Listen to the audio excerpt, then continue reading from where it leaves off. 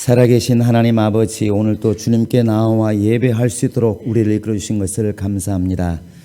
특별히 세상에서 힘들고 어렵지만 또 이기고 나와 하나님께 예배하되 빈손으로 나오지 아니하고 귀한 예물을 준비하여 하나님께 드림으로 하나님의 살아계심을 인정하는 우리 모든 성도들에게 복의 복을 더하시고 능력을 더하여 주시옵소서.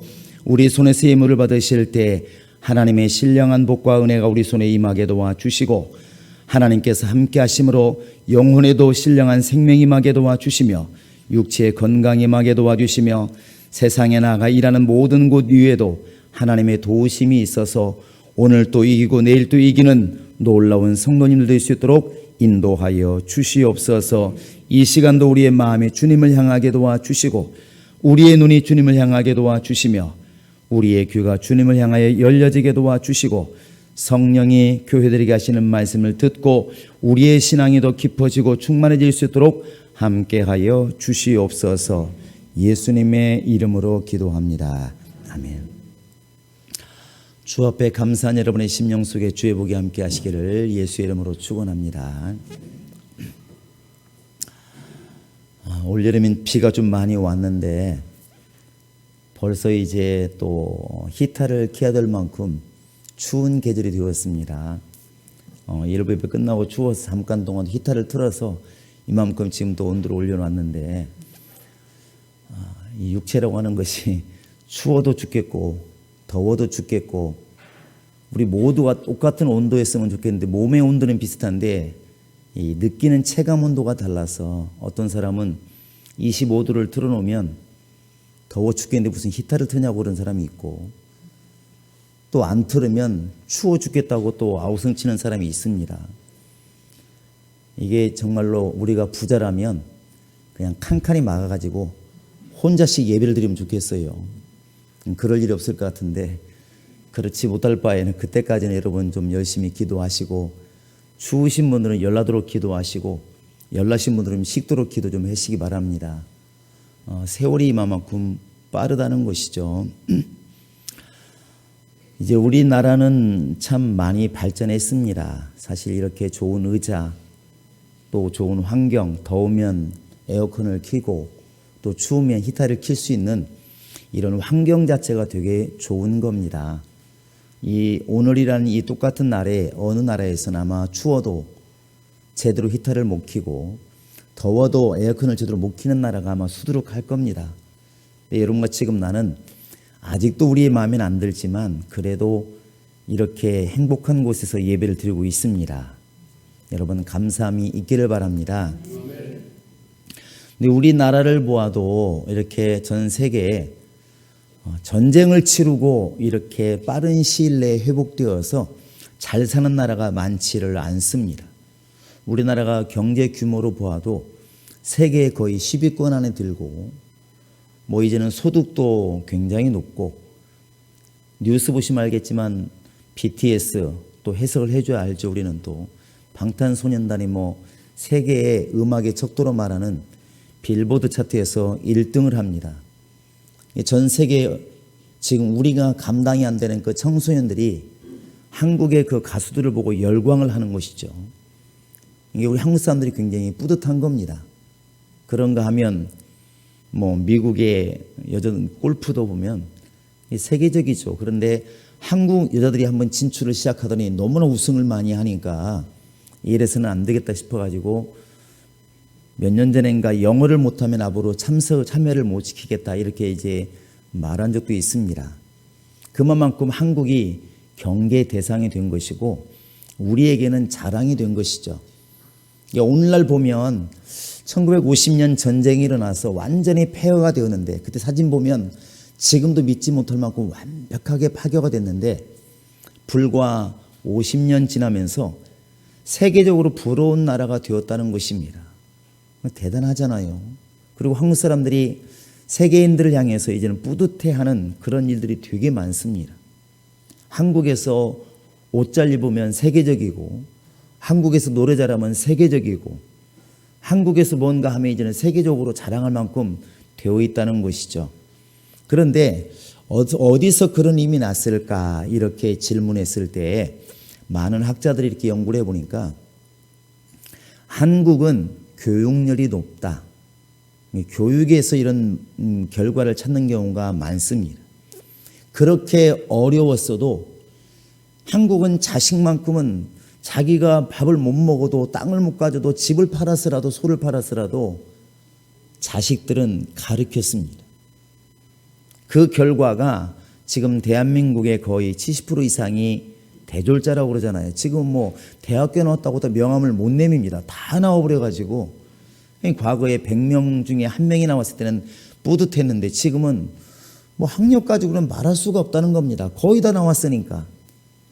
이게 세계적으로 참 유래를 찾기가 힘듭니다. 대학교 숫자도 많고 대학교로 다 대변되는 건 아닌데 그만큼 한국 사람들의 교육열이 높다는 것이죠. 한동안 우리나라가 어려울 때 뭐 60년대 이때 외국에서 이민을 이렇게 많이 요청을 했습니다. 브라질이나 이런 데서 농업 이민을 와라. 땅은 넓은데 농사 질 사람 없으니까 땅을 50만 평씩 줄 테니까 농사를 지어라. 한국 사람들이 이민을 갔습니다. 그런데 한국 사람은 역시 한국 사람인 거예요. 역시 거기 가서도 처음에는 아버지 어머니 가서 죽도록 농사를 지으면서 아이를 낳습니다. 근데 그 아이에게 농사를 시킬까요? 안 시킬까요? 안 시켜요. 나 불쌍하다 생각하지 말고 너는 죽도록 공부를 해라. 그래가지고 그 아이들이 자라서 의사가 되고 판사가 되고 교수가 됩니다. 그 아버지 엄마는 농사꾼으로 그리 갔는데 자식 손자 가보니까 다 의사가 되고 변호사가 되고 교수가 되어서 상파울로 같은 이런 도시에 당당하게 진입을 해서 살아요. 그게 한국 사람들이 교육에 대한 그런 집념이 이렇게 만들어낸 겁니다. 그런가 하면 이제 우리나라가 이제 한참 어려울 때 일제시대라는 이때 사할린이나 연해 죽었으면 많이 피난가 살았는데 어느 날 밤에 스탈린이 갑자기 한국 사람들을 그대로 기차 태워가지고 그냥 저 중앙아시아로 이주를 시켰지 않습니까? 날벼락인 것이죠. 아침에 내려서 보니까 아무것도 없는 들판에 그냥 내려놓고 살으라는 것입니다. 그러니까 땅을 파고 살 수밖에 없는 추우니까 얼마나 힘들었겠습니까?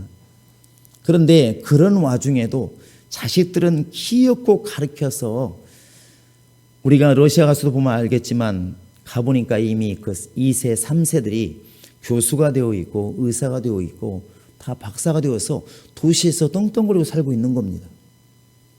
참 대단하지 않습니까? 한국인들에게 이렇게 오늘날 왜 이렇게 잘 되냐고 물으면 여러 가지가 있지만 그렇게 부모들이 나는 무식해도 나는 농사를 지어도 나는 못 배웠어도 내 자식만큼은 눈을 띄워주겠다. 내 자식만큼은 이런 정말 세계를 볼 수 있는 안목을 갖게 하겠다. 내 자식만큼은 사회를 볼 수 있는 이런 눈을 갖게 하겠다. 부모들의 이런 열정이 남들이 한 발 갈 때 10발 가게 만드는 그런 실력을 키워준 겁니다. 이것이 영적으로도 비슷하지 않나 생각이 듭니다. 영적으로도 성경을 전혀 안 보고 공부도 안 하는 사람은 10년, 20년 가도 신앙생활이 끊임없이 자기 세계에만 머물러 있습니다. 내 생각에는, 그러니까 30년 전에도 내 생각에는 고집을 폈는데 30년 후에도 역시 똑같은 말을 하더라는 것이죠. 내 생각에는. 이게 안 변하는 것입니다. 왜? 나를 깨트리지 못한 것입니다. 이 예수님께서 말씀하시기를 가르쳐 지키게 하라 이렇게 말씀하셨는데 그 이야기는 배우지 않으면 지킬 수가 없다는 얘기죠. 그래서 끊임없이 말씀을 읽는 것과 깨닫는 것, 듣는 것을 여러분 중심하지 않으면 우리 세계가 넓어지지를 않습니다. 영적인 세계도 똑같다는 것입니다. 믿음이라는 것이 홀로 방 안에 있다고 산에 올라가 바위 앞에 앉아 있다고 길러지는 게 아니고 그것은 스스로 돌을 닦는 사람들, 스스로 바벨탑을 쌓는 사람들에게는 맞는 말일지 모르겠지만 우리 신앙은 그런 신앙이 아닙니다. 믿음은 들음에서 나며 믿음은 들음에서 너무 분명히 말했습니다. 듣지도 않는데 어떻게 믿으리요? 이게 우리의 믿음이에요. 그래서 예배를 잡고 참여하라는 것이고 공부를 열심히 하라는 것이고 성경을 읽으라는 것이고 그래서 끊임없이 하나님의 음성을 들으라고 성경은 말하는 것입니다. 무슨 차이가 있을까요? 여러분 이렇게 어려운 나라 이렇게 가보니까 여러분 아마 여행 같은 거 많이 가보시면 어려운 나라 가보시면 개인이 사는 것은 우리와 별반 다르지 않아요.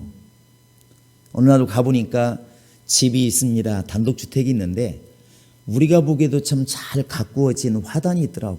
꽃도 피어 있고 또 이 베란다 앞에는 화분이 쫙 놓여 있어서 꽃도 이쁘게 폈습니다. 우리 집에도 그러지 못하는데 야, 저 집은 참 주인이 꽃을 참 좋아하나 보다, 사랑하나 보다. 이건 똑같더라고요. 우리와 다르지 않아요. 개인 집을 깨끗이 하고 개인 집에 화분을 놓고 화단을 가꾸는 것은 우리와 똑같은 마음이고 똑같더라고. 근데 어디서 다르냐면 그 집에서 10m만 나가면 개울이 있는데 개울이 맑은 물이 아니고 쓰레기가 넘쳐나고 악취가 나는 거예요. 그때 이제 가이드가 얘기를 합니다. 이 나라에서는 지하수 위험하니까 먹으시면 안 됩니다. 물을 사 먹으라는 거예요. 꼭 생수 드셔야 됩니다. 그렇다면 하루아침에 여행 망칠 수 있습니다. 이렇게 말을 해요. 아니, 우리보다 훨씬 못 사는 나라고 공장도 없는데 왜 지하수가 오염되었을까? 그것이 다른 겁니다. 그 나라 사람들이 생각하는 게 뭐냐면 다는 아니겠지만 흐름이 그렇다는 것입니다. 그들은 이렇게 생각하는 겁니다. 내 집은 내가 사니까 깨끗하게 하는데 개울은 더러워지든 깨끗든 내가 무슨 상관이 있어. 이런 마음을 가지고 있는 거예요. 그러니까 내가 먹는 것은 깨끗해야 되는데 지하수라든지 강물이라든지 동네가 더러워지는 것은 내 알 바가 아니라는 것입니다. 이게 우리 집에 쓰레기를 갖다가 밖에다 버리는 거예요. 우리 집에 하수물을 갖다가 강물에 버리는 것입니다. 그러다 보니까 동네가 더럽고 집은 깨끗하게 화단을 잘 가꾸어 놓았는데 조금만 나가면 쓰레기가 넘쳐나고 물에는 썩은 내가 난다는 것입니다. 지하수가 먹을 수 없어. 근데 그들이 말하기를 나는 깨끗하게 하는데 저놈들이 더럽혀서 나는 깨끗한데 동네가 못돼서 이렇게 말을 한다는 거예요. 그런데 사람들이 교육을 받기 시작하고 알기 시작하면 우리라는 곳에 눈을 뜨기 시작합니다. 이것은 그때부터 눈이 열리는 거예요. 그래서 과거의 우리나라도 한참 이제 좀 소득이 높아져서 살만하기 시작하니까 낚시를 가고 산에 가고 등산을 가요. 지금도 많이 가잖아요. 근데 처음에는 낚시 간 사람들이 필요하면 다 버렸습니다. 낚싯줄도 버리고 낚시도 버리고 그냥 먹으면 도시락 버리고 그냥 쓰레기가 넘쳐나가지고 다음에도 가기 싫은 거예요. 산에 가는 사람들이 먹고 다 버립니다. 비닐도 버리고 다 버렸어요. 그런데 시간이 좀 지나면서 사람들이 깨닫기 시작한 것입니다. 아, 산에 더럽히면 결국 내가 힘든 것이구나. 강물이 더러워지면 낚시터가 더러워지면 결국 우리가 힘든 것이구나. 그래서 한국 사람들이 지금은 훨씬 나아진 게 뭐냐면 힘들어도 여러분 쓰레기를 분리해서 배출을 하잖아요. 쓰레기를 다 분리합니다. 플라스틱 따로, 박스 따로, 책 따로 버려요. 보통 번거로운 게 아닙니다. 그런데 우리는 투덜투덜하면서도 해야 되는 이유를 알아요. 이것이 환경을 위한 것이고 이게 결국 우리를 위한 것이고 힘들어도 이게 결국 우리 자손들을 위한 것이라는 걸 알아요. 그러다 보니까 오늘날 우리 한국에 보면은 그나마라도 이제 눈이 떠서 하천에 좀 맑은 물이 흘러가고 고기가 살아요. 낚시하는 사람들이 낚시만 하는 게 아니라 끝나고 나면 쓰레기를 주워 옵니다. 누가 시켜서 하는 게 아니고. 등산하는 사람들이 갔다 오면서 쓰레기 있으면 자기 것뿐만 아니라 옆에 있으면 주워 가지고 옵니다. 먼저 이제 나라는 의식에서 우리라는 의식으로 성장이 된 것이죠. 많은 교육이 많은 눈을 뜨게 한 것입니다. 영적으로도 똑같은 일이 일어나고 있습니다. 처음에 우리가 예수를 영접하게 되면 나밖에 모릅니다. 기도를 해도 내 기도밖에 없어요. 하나님, 나 지금 죽겠어요. 나 가난하고 나 병들고 나 지금 힘드니까 나 좀 어떻게 해주세요. 그래서 막 응답하면 너무 기쁘고 막 자랑합니다. 하나님께서 나에게 어제 이런 응답을 주었다고, 나 하나님 응답해서 이렇게 잘 살게 됐다고.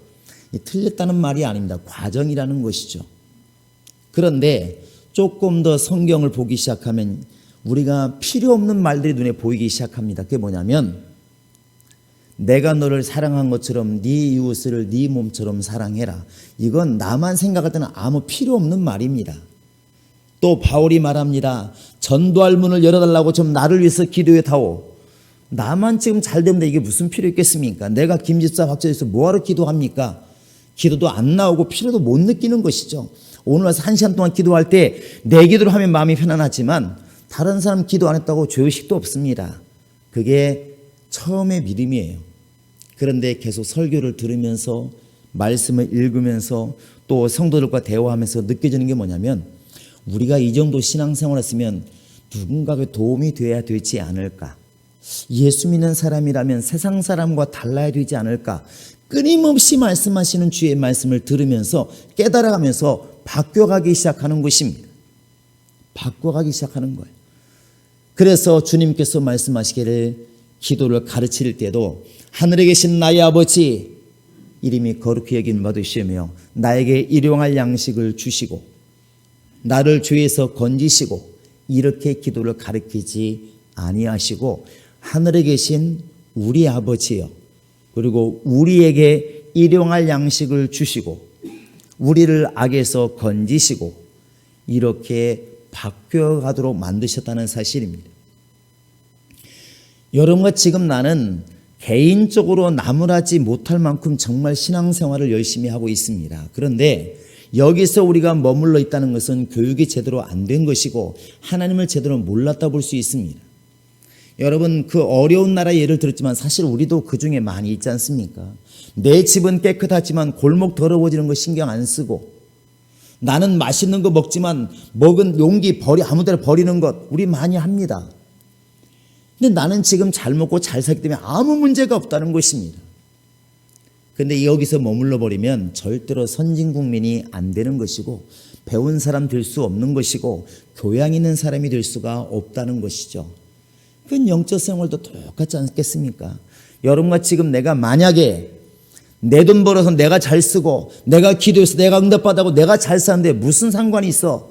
이렇게만 머물러 있다면 우리는 아직까지 예수님의 온전한 제자라고 보기가 어렵습니다. 우리 교회가 또 그런 교회라면 온전한 교회라 볼 수가 없는 것이죠. 그래서 주님께서는 영의 흐름을 보기를 우리는 원하시는 겁니다. 오늘 제목이 영을 분별하라 이것입니다. 이것은 두 가지 의미가 있습니다. 하나는 나에게 오는 영을 갖다 분별해야 되고 또 하나는 세상을 이끌어가고 있는 영들을 볼 수 있어야 된다는 것입니다. 개별적으로는 확 와닿습니다. 귀신이 틈타지 못하게 해라. 악한 생각이 들어오는 거 귀신이다. 마귀다. 악한 영이다. 이러면 금방 확 닿아요. 그런데 나와 상관없이 이 사회가 또 우리나라가 만약에 전 세계가 지금 악한 영에게 끌려가고 있다면 이렇게 말하면 별로 와닿질 않아요. 그런데 우리는 가끔은 우리 동네를 생각해야 되고 가끔은 우리 가족들을 생각해야 되고 가끔은 우리나라를 생각해야 되는 것처럼 영적으로도 그렇게 볼 수 있어야 됩니다. 그것이 영적으로 보지 않으면 끊임없이 나만을 위해서 돌아다니다가 죽습니다. 나만을 위해서.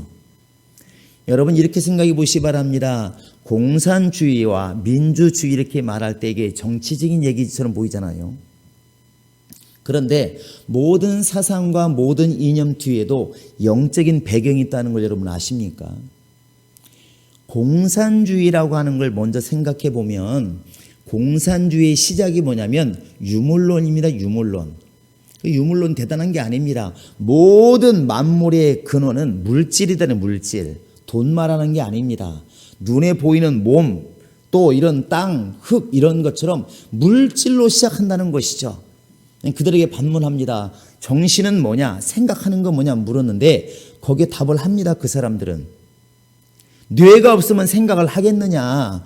결국은 사람이 생각하는 것도 이 뇌의 아주 복합적인 그 활동의 일부분이다. 이렇게 말을 하는 거예요.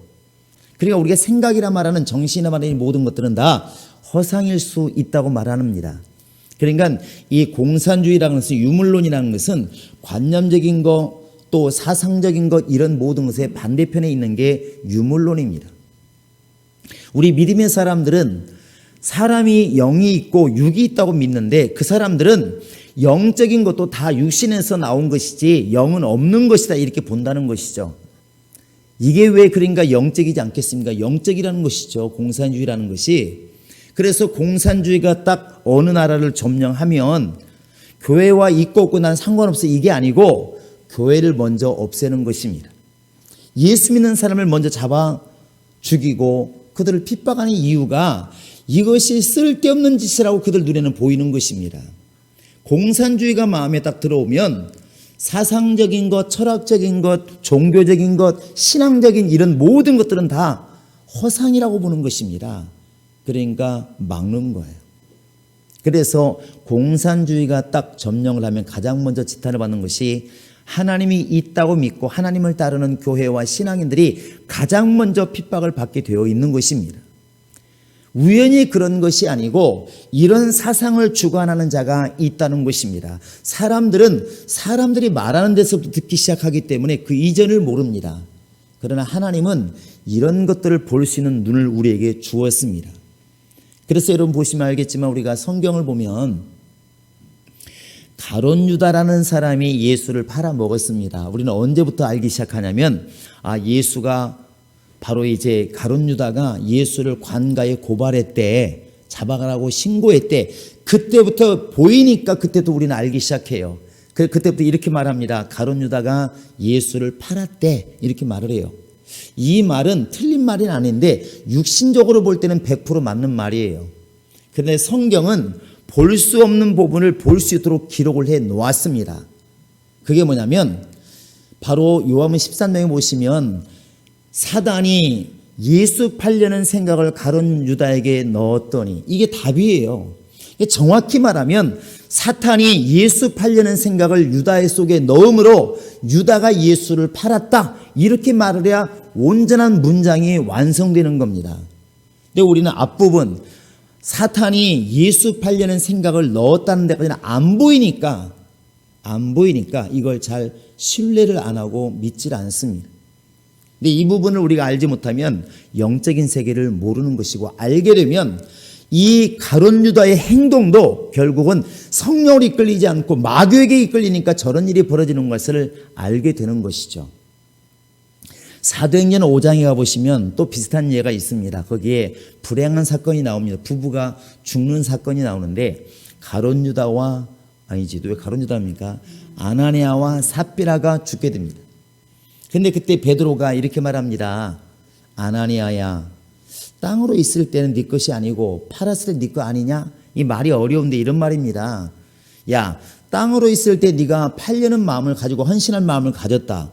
근데 돈으로 바뀌니까 그때는 네 마음대로 할 수 없느냐? 이 말입니다. 똑같은 마음 아니냐? 마음 변했다는 것이죠. 근데 그때 쓰는 말이 이 말만 들으면 아나니아라는 사람이 헌신하려다가 마음이 변해가지고 인색한 마음 때문에 헌신을 절반만 했다. 이렇게만 틀린 말 맞는 말? 맞는 말이에요. 맞는 말인데 성경은 육신적으로만 보지 말고 영적으로 보라고 뒤에 기록한 게 뭡니까? 네가 사탄이 가득하여 어찌해서 성령을 속이고 이렇게 되어 있습니다. 사람을 속인 게 아니고 성령을 속였다. 이 말은 우리는 눈으로 볼 수 없는 거예요. 베드로가 영감으로 보니까 성령으로 속인 게 보인 것이지 사람의 눈으로 보면 그냥 이 아나니아라는 사람이 땅을 팔아가지고 절반을 감춘 거 그러니까 참 사람이 인색하구나 이렇게밖에 말을 못합니다. 그러나 영적으로 보면 아나니아라는 사람이 돈을 감추고 안 감추고 이전에 사단이 저의 마음을 지배하고 있었구나 하는 걸 알 수 있다는 것이죠. 그것이 바로 하나님께서 영적인 세계를 알라는 것입니다. 여러분 가끔 여러분 드라마나 이렇게 영화를 보시면 혼자 독백하는 경우 있잖아요. 독백.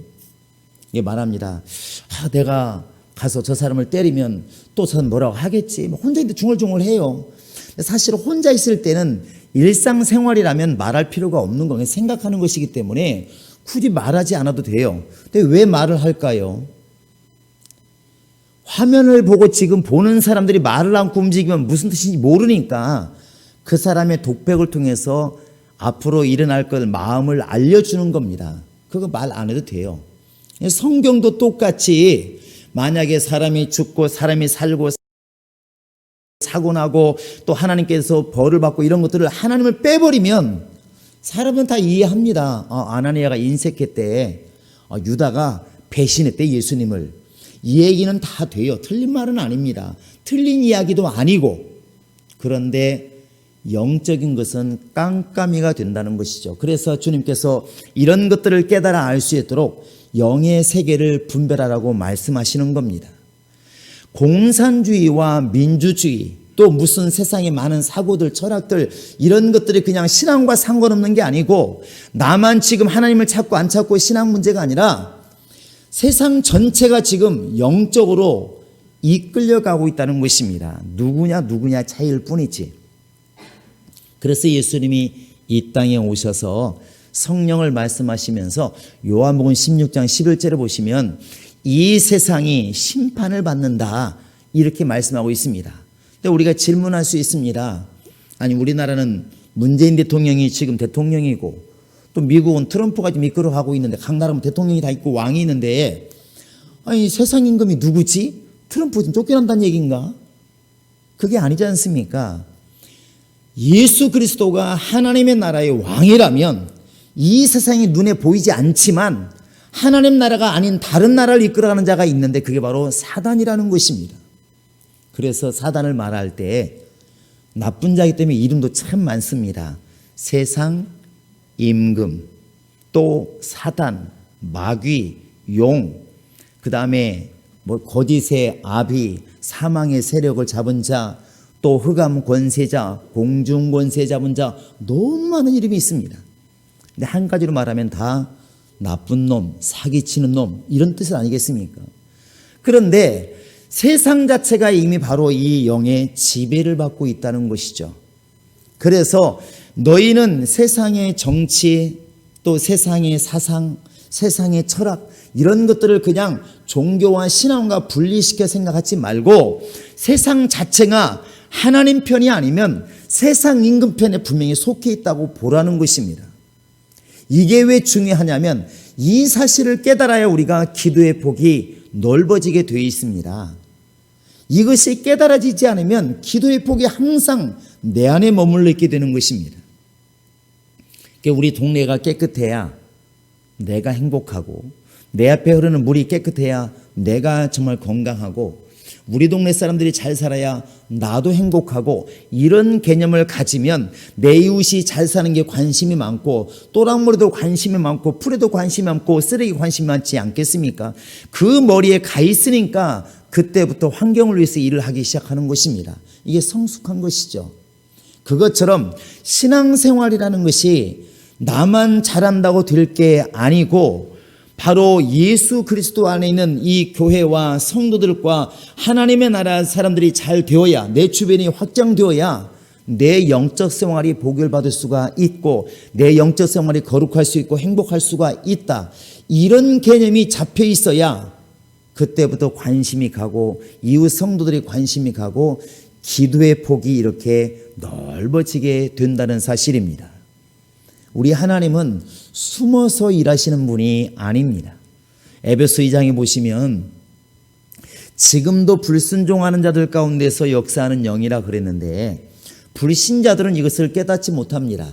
공산주의자들이 공산주의 사상을 따라가면서도 이게 지금 사단의 역사다라고 생각하겠습니까? 생각하지 않습니다. 제사를 드리는 사람들이 이 제사를 드리는 것은 세상신의 지금 역사를 따라가는 것이다 그렇게 생각하겠습니까? 그렇게 생각하지 않습니다. 바다에서 용왕제를 드리면서 풍어제를 드리는 사람들이 이것은 지금 용왕이라 말하고 있는 마귀에게 제사를 드리는 것이다 그렇게 생각할까요? 바로 그러지 않습니다. 고린도 11장에 나와 있는 것처럼 마귀도 사탄도 자기를 광명의 천사로 가장한다고 그랬습니다. 속인다는 거예요. 가면을 쓴다는 겁니다.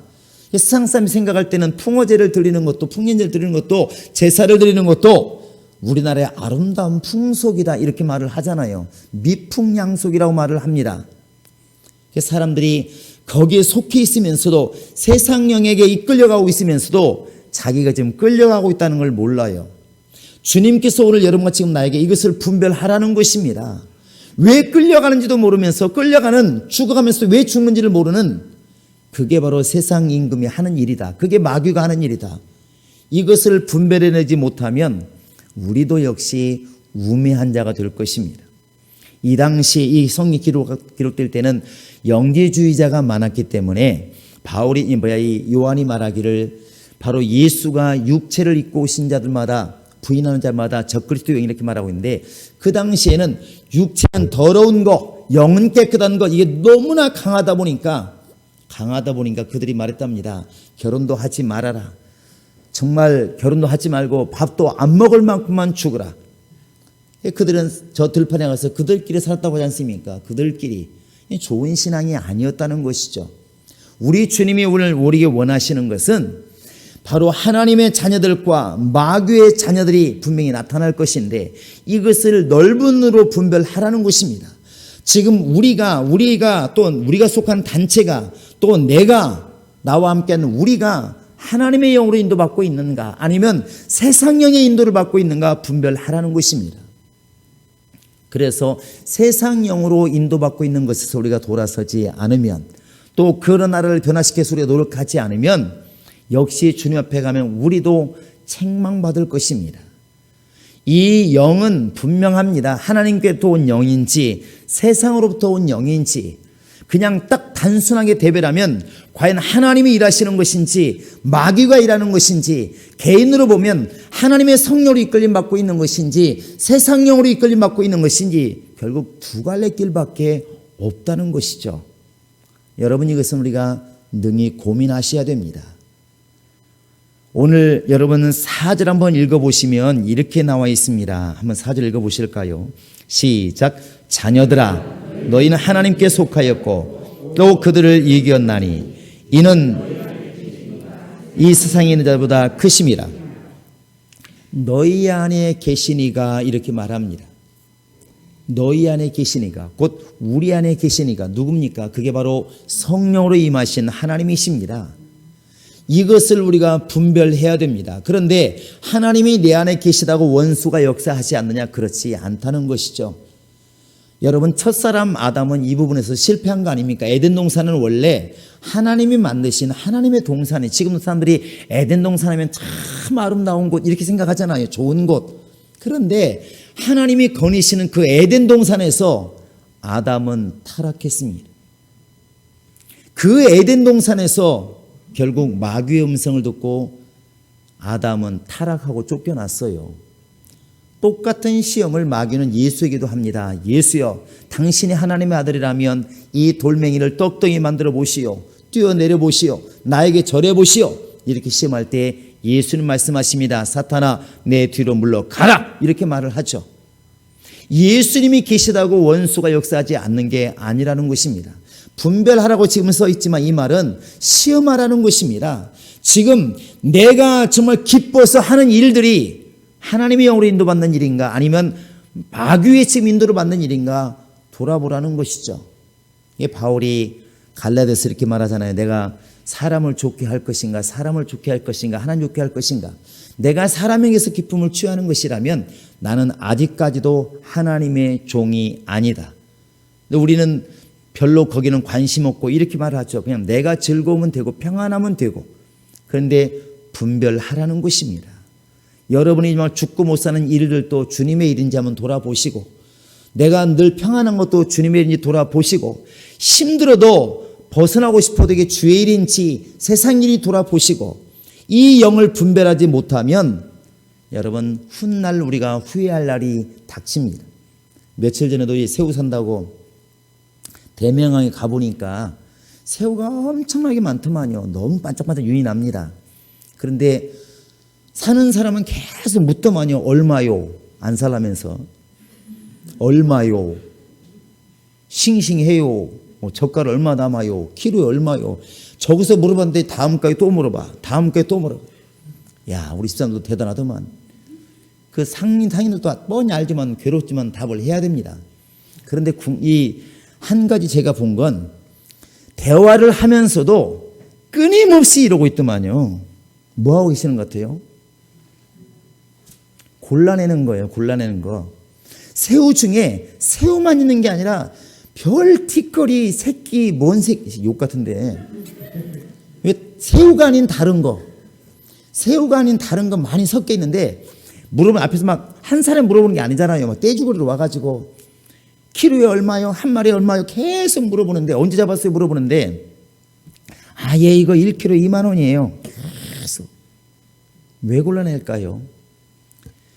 알곡과 쭉정이 좋은 고기 나쁜 고기 골라내는 겁니다. 바닷속에 있을 때 골라냈을까요? 저는 안 골라낸다 생각해요.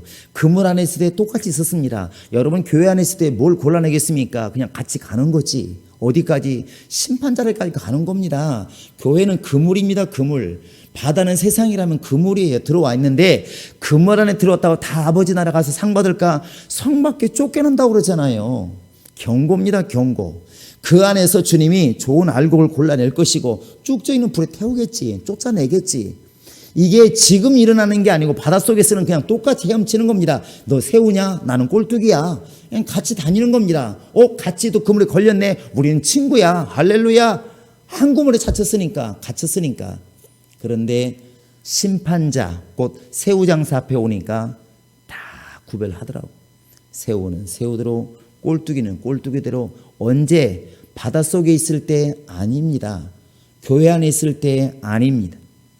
바로 주님 앞에 갔을 때, 심판자인 그분 앞에 갔을 때 그때 구별하더라 이것입니다. 여러분 신앙은 경고입니다. 듣기 싫어도 경고입니다.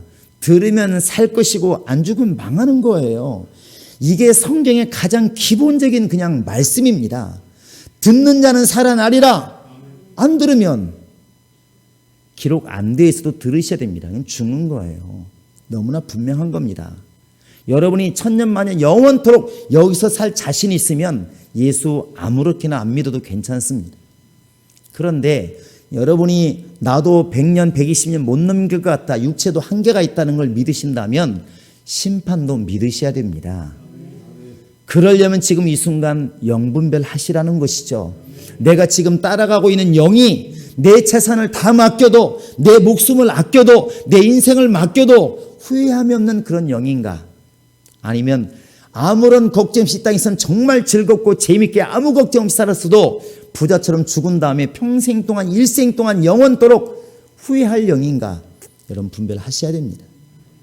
이게 참 껄끄러운 얘기지만 잠깐 하지만 여러분 이것을 내일로 받아들이셔야 됩니다. 지난주 주중에도 저는 저보다 훨씬 젊은 저에게 목사님 언젠가는 제가 반드시 제가 손수 요리해서 목사님 맛있게 대접하겠습니다. 남자입니다. 요리 잘하십니다. 그렇게 몇 년 전부터 말씀하신 분이 그냥 사고로 돌아가셨어요. 이렇게.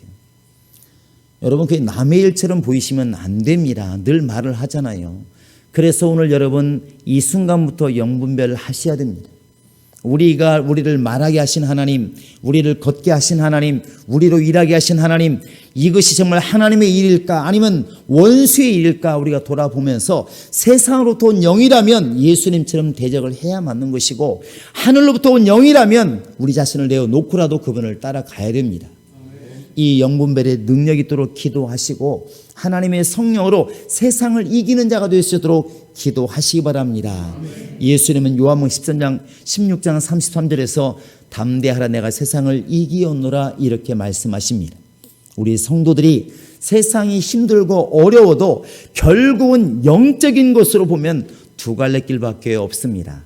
하나님이 일하시는 것과 원수가 일하는 것. 하나님의 영으로 인도받는 여러분 되셔서 영적으로 깨어서 승리할 수 있기를 주의 이름으로 축원합니다.